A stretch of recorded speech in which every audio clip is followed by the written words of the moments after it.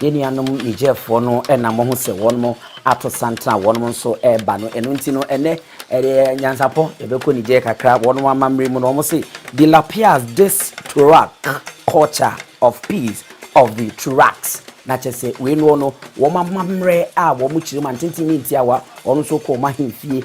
ewo Tuareg wonmo a wonmo ye no enu bi enene won beda na bi ede akere wopim so ne yehwe wonmo a wonmo eba ye no ba hema no ohima owomu na sisia mo se wakoto a wo chia no no wono ni din eye Amanso anase Madam Amanso Hundu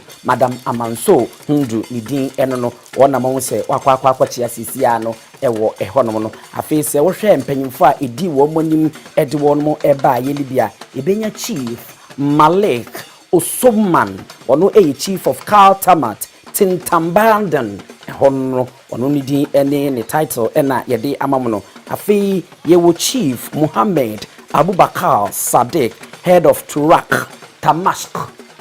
ohene nankasa wodi wo manim no ono na sesi wo kwa akochia no eno nti ono ni din ene ye Chief Malik Osman ono ye chief of Kaltamat Tintambandan wono na sesi a wakwa chia ewo hono no wonmo a wode wonmo eba ye bi no eye owura ba ko a wono so ye fense Chief Muhammad Abubakar Sadiq head of Tuareg Tamask in the Ashanti region. I say oba Asante mantem hanuma wonmo ahini no wono so ena oda ano ewo hanomo wona won say ema fefefo be lidi wo mani ma wonmo de yasa edidi wo mani mu ede wonmo ekwa kama na afi yenya oba ko a wono so panyin ba ko a ye friend say Duala Abdullahi Musa wono so eye Niger hono a ena wono so efira na hye bedwani a wo kan ho ebe bi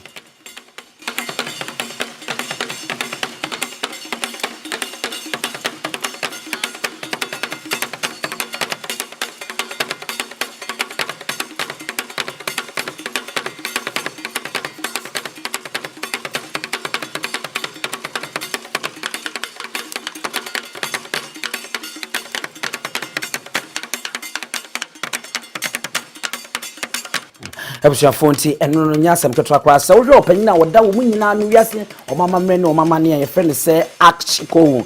Aglian ono ene wiase nyina eba ne jefo omamamre a woda ano wo no sabe nananom enso eko na wono akoma womo akwada sede Asante amamre ne amane tie no na wono matransensa ne bisa wo mo kwa so na fi wo mo do ma no bisam edi atudwa ti sa wo hwe a oba hema no ena ha ya chance sia no ne ohene no ena etoso ewo ehonom no nti ohene ni din no mame nsensi so biem na memfa emamo Chief Malik Osman wono ye chief of Kaltamat Tintambandan ono eno no ena ohema no so edin ede Madam Amanso Hundu ono so eno no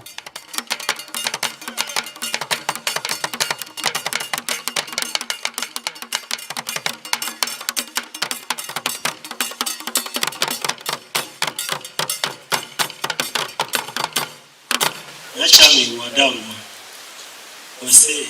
awiye yedi omo ha ebedru ha awiye eyasude kwa na ohina edi asawa shenum se okasa babanta hiya munamu nafari uzemu kawoma le roi d'Ashanti Siara asunan Keltamasha kindunia tika Keltamasha kuma population ne wande faro daga Egypt Aswan sei keterewa kasa Espanya sei ka ketere Maroc kashiga Espanya ha il Canary wannan duka sun kawo maka gaiso su acha mi wadaru se Tuareg busia omu kuro na kasa Egypt eni Sudan ana Belgium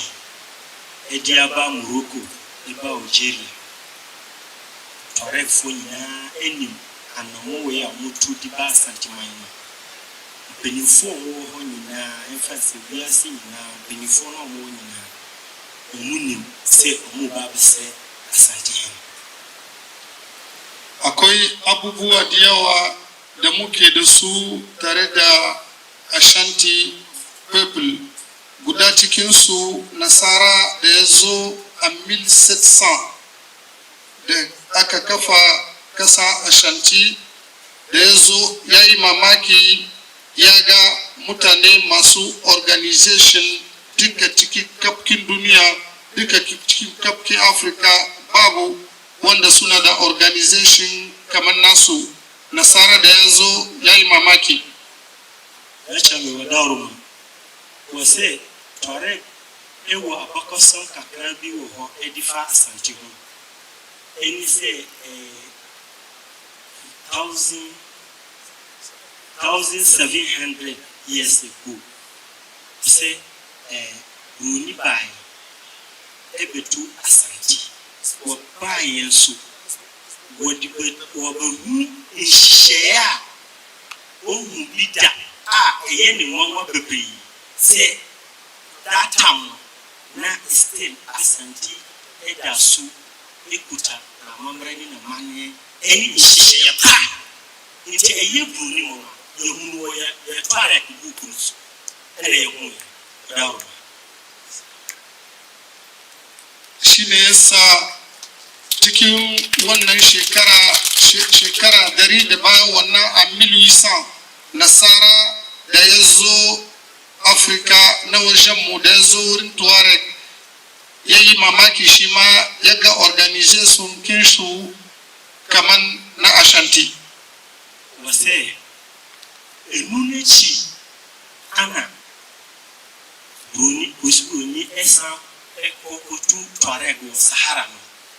ana wabutu sɛ ɔmo nso ekuta nhyehyɛeɛ pa ɛne mmara ɛne sɛde ɔmo nso yɛ ɔmo adeɛ no ɛyɛ sonko te sɛ Asante deɛ pɛpɛɛpɛ.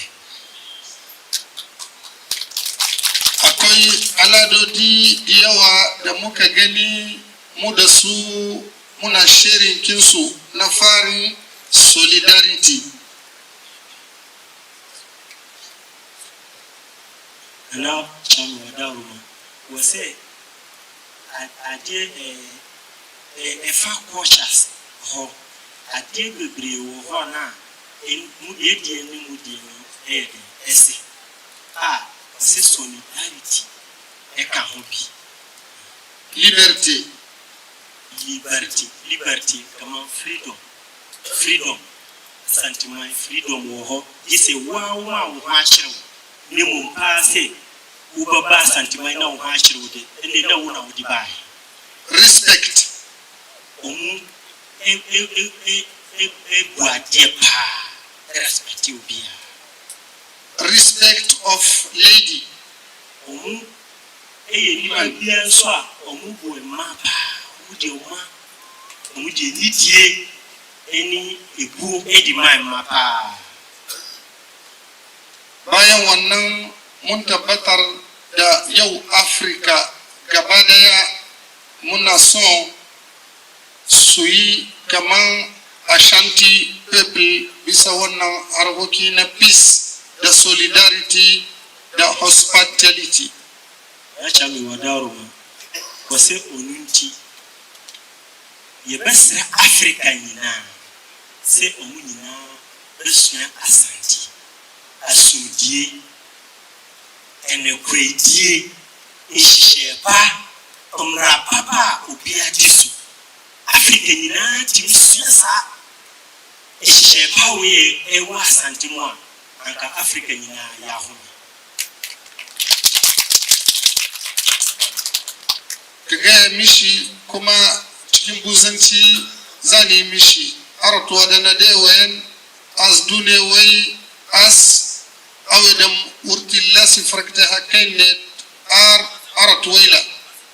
babu abinda muka hiso da kiltir kin Tuareg gaba daya shine muka kawo mishi mu gwada mishi kuma mu bashi. Ya ce mai wadaruma sai nhyehyɛeɛ pawe a Asante wɔ any criteria asante ewo onunti any nkabom was it nkabom say African na wo omo busiaku bia omo nkabom to say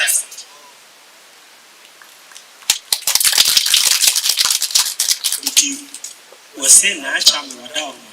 wase onunti enema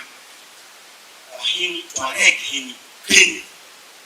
omu kika omu bom about 1.5 years ni omu peso wa asante bet omu pese omu ba na asante eni Ghana manyina ni Africa ni wiase manyina ahuse ampa omu abasante mutum kana bada zinariya kana bada azrufa kana bada kurdi kana bada shanu kana bada rakuma amma mutum wanda ya baka culture kinshi kenan ya gwada maka yahi son kowa da kai kai kadai ne yana so kuma kai kadai ne yana so ya bi halinka na chami wadaru wase onunti yedi kwacha nyina kabu eya masanti mai ayedi kwacha traditional nyina yedi aba say kwacha asanti mai because of power yehu efa asanti mai bamu iya fadi magana duka amma karshen abu dai muna roko ga sarki Ashanti ya sa albarka cikin duniya gaba daya ya sha albarka cikin Afrika gaba daya ya sa albarka cikin Niger gaba daya ya kawo alheri Allah ubangiji ya kawo alheri cikin Afrika gaba daya tunda nan san mun sani mun tabbatar da addu'an shi da addu'an kaman shi baya zamanawa haka nan yayi muna addu'a muna komawa da alheri kasashen duniya duka suna samu alheri yanda kasa Ashanti yana da alheri muna so yayi muna addu'a mu samu alheri mu samu zaman lafiya mu samu son juna mu duka kasan Afrika say the way asundesi wa santimai asundena aka Ghana ama Ghana asundie muno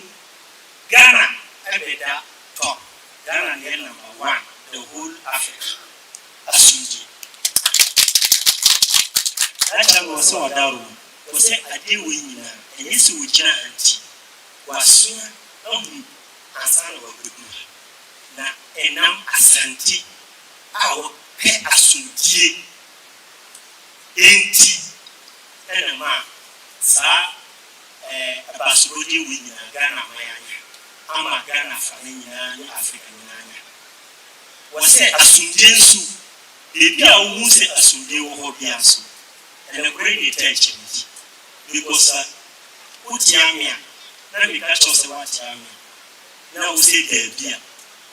HC ntoka ba so there's a utiamia ni se ko watiamia na wo chitum dia na san enye de ntoka bia na wo se asamba so na do wanna pray die na da oni no pray so ni asanti wase o masua ho se asanti se nipa no betum kwa dia do wanna pray kwa na wo hwe wiasi bia Jesus pray wo se we panti na ma asuje mi da so ho no ti wada oro nkuso enkromsa mamukarewa mamugaya ma Ashanti hene abunda baba abunda ya tara mu shine mu ma mun zo da tambaran mu acha mi wadaru na mijaya samba ko chita wase according to an idea e wa santimai eni yewura enu obesrase ombesrase wompaya ema any African any wiase nyinaa because I say according to Quran we say enuma ekana brain nyankopɔ sɛ wo frɛ bia nyankopɔ sɛ wo frɛ me a me jusu nti wo bɛsrɛ sɛ yɛwura wɔn pompa ya ma Ghana any African nyinaa na wo gidi pa sɛ yɛwura pompa ya nyankopɔ betie ni ana asomdie nso baba Africa any wiase afa yanzu zan mu gaya ma cikin abubuwan da mun kai muna tare da su shine tambaran Afirka gaba daya, tambaran duniya mu da kama mun san da shi akwai tambara babba tin hinan, amma yau mun zo da tambara ita ce la reine mère yanda yake a 1770 a 1809 Konado Yadom mama Adoma Okusuwa mama Ama Serwa mama Tambara Hindun mama Tuareg. Nacha mi wadaru wose edini we ya wabobo nyina eye nahima ama chom tititititi wose ebia ni Tuareg ma ene nsu ejina ha onunsu ye de tosu mitimi nkai wadaru nwana ejina enimu onunsu ne Tuareg ma wiasi nyina Anti wannan sai dai an kare sai a gwada ma le roi de Chantilly muna neman alfarma ya gani abubuwan da muka kawo mishi wanda yake na kulturkin ni ne ambassador kinta kulturkin ni ne an rike da ita kulturkin tun shekaru da shekaru mu ne an rike da ita kuma har gobe muna rike da ita yadda Ashanti suna rike da nasu mu kuma haka za mu rike namu insha Allah. Ya chami wadaru wase onunechi enyama bebre wo hono a omudi atara omuchi ade omudi bai omudi abache biura Asante him entimi emfa bibia nche biura but ye kwacha de ye dini nyina ebecha Asante ene Asante man nyina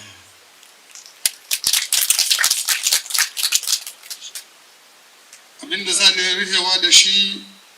mun gani kwana uku da mun kai nan ga wallahi kaman dai muna Niger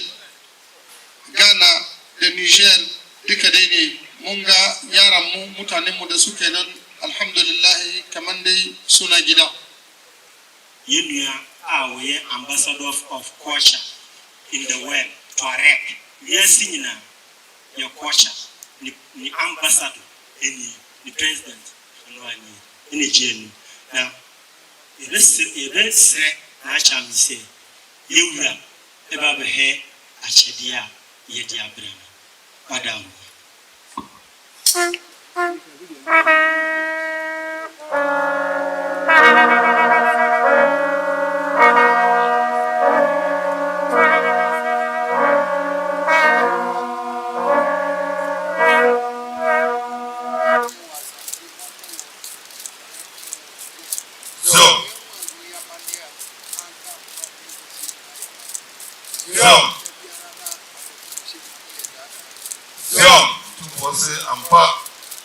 Say yeah, was Asante, once one DJ Tuareg memo.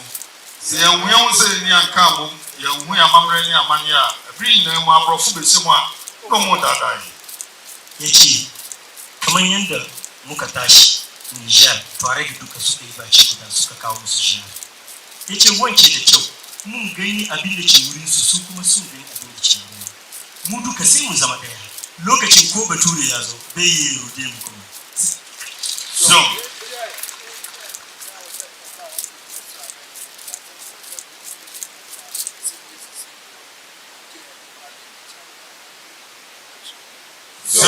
you are saying a now office, a best no.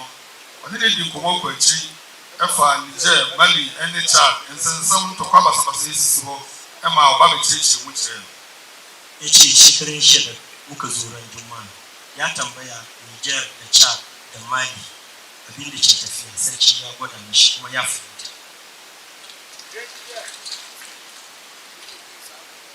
So,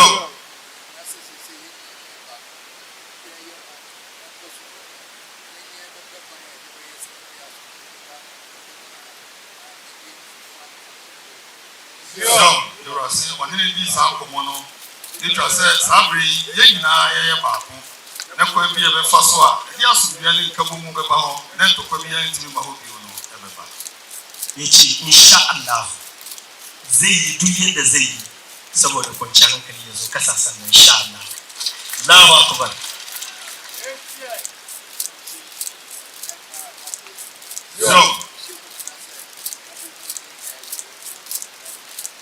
So, you are saying, and now, our baby, some crasser, and Kabamu and I don't know what you Yace zuwan da aka yi wanci gwada ana so su kuma zuwantan ya kullu.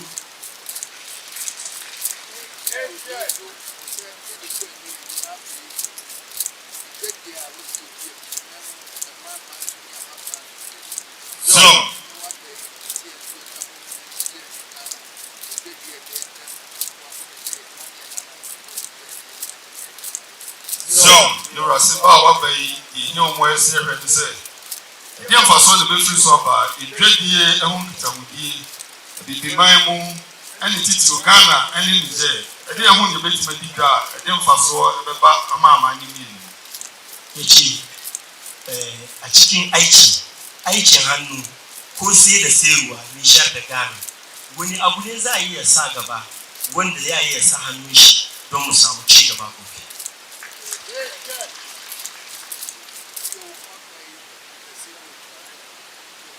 So,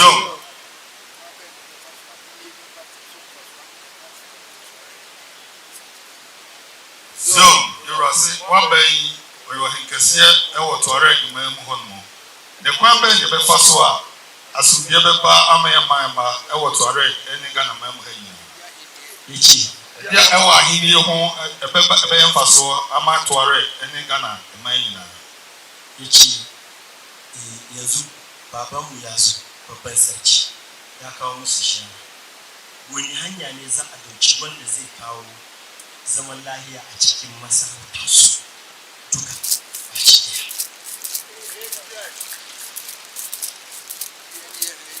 So,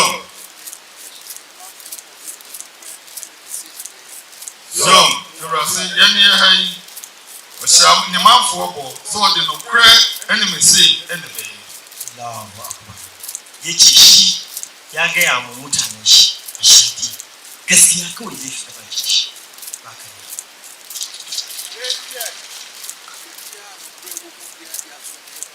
So, you are saying the bien no kwe mu ya e dia so bi ba. Yace duk inda gaskiya yake to insha Allah akwai zaman lafiya wurin. So, you are saying no crack and physical. Yace gaskiya bai son kudi. Gaskiya ne. So, you are saying no crack and the hotel neighbor. Gaskiya ya kawo zaman lafiya. So, you are saying no crack and the Kosoba. Gaskiya ya bari a ci gaba.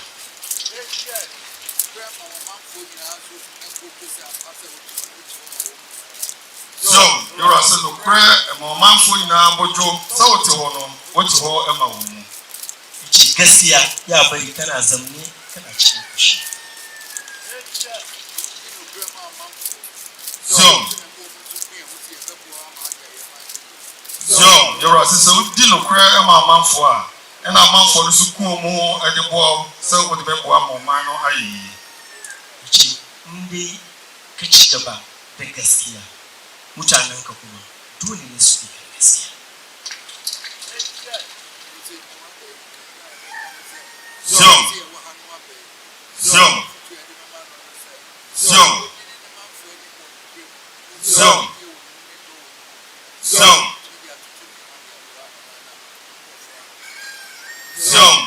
To say and never besrani the crowd can't show foot on the mountain say. You know, cry our man for now, man for ya, Gideon. sai da ya ubiti ya to so ne mai ne yace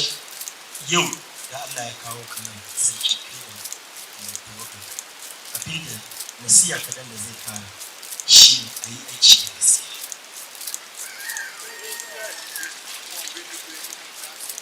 Zom tufo se mo hwɛ nipa nim ɛnka asɛm in ka duba fuskar mai shi a'a fadi gaskiya. Zom tufo se deɛ nokorɛ na bɛboa ma nkɔso aba nko a ɛno ɛne hia gaskiya wanda zai bar mutane su ci gaba wannan shi ne abin da ya kamata ka karfafa. Zom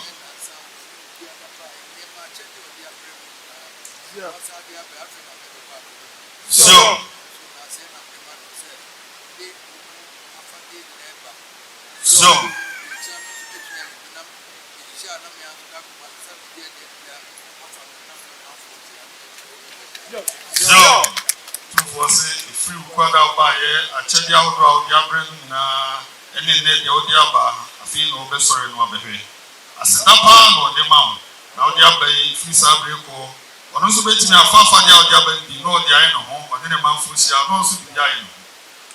yace tun ranar laraba an kawo kaya yau kuma ya sha kuma kawo an kara yanzu ne zai samu lokaci ya duba su duka baki amma ya shi labari kuma abu ne wanda zai taimaki jama'a shi.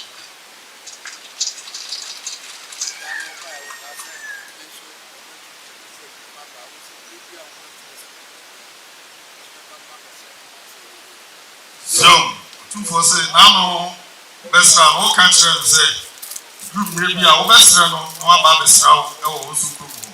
yɛwura sɛ wɔgye tom ɛberɛ no du na ama ne te a deɛti biara wɔbɛba no nso abɛsra wo na wabɛhwɛ ne mafo Atakbir yace ranar an roka kamar akwai wani taro da ake yi shekara zuwa shekara ta azawar ko agadis da aka ce ana so a gayyaci babanmu batun force yace ya amsi jira insha Allah wani takarda yazo za ku gaishe insha Allah. Allahu akbar.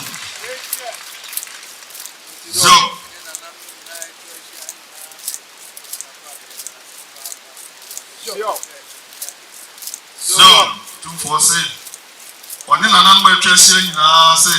wɔde wase papaapa na ɔmo akɔ aba na wɔarehyɛ mu sɛ wobaeɛ nso w'ani agye sɛ sɛbe woaba fie wɔde wase papaapa yace ya gode sosai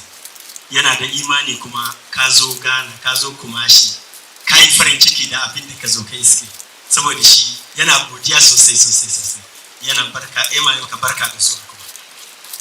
Oye Ghana ni a wunya ne bebia sɛ asante ahemfi ni asante mantam ɛna yenya akonya sanse ne nti na twetwe wu ni nyina ba no mbepie mu nkran ya bebia mu bisa ɛyɛ asante memu ni ɔte okro wie no obrare ngma so sikadwa kofi na ahemfi no mo ba samre afei ɛna wo mo atu opemso ase na wo mo de ne ɛkɔ na afei ɛnidie ni a obrase mu a wo mo akɔkyere ɛniema a ye nuanom ni jefo wɔnom so wɔ wɔnom ahemfi wɔnom amamre ɛne wɔn amane no wo mo de bi akɔkyere ewo hodomo se wo hwemu a na kyese yewura afiye akoto oseye a ono eno ye osofo a wo hwe yi fi adwuma ene enuane nsem so wona ogina opemso enchen pe a enuanom no eye introduction se de nyezi broni beka no e de akere wo no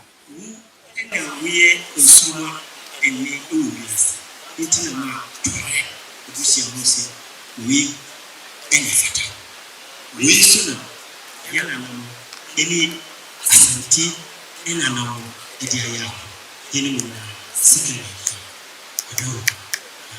yesu ya ce wannan shi maganar gaskiya ne kawai yake fito a cikin bakin shi wannan na maganar gaskiya ne Musa Ashanti King sai sikin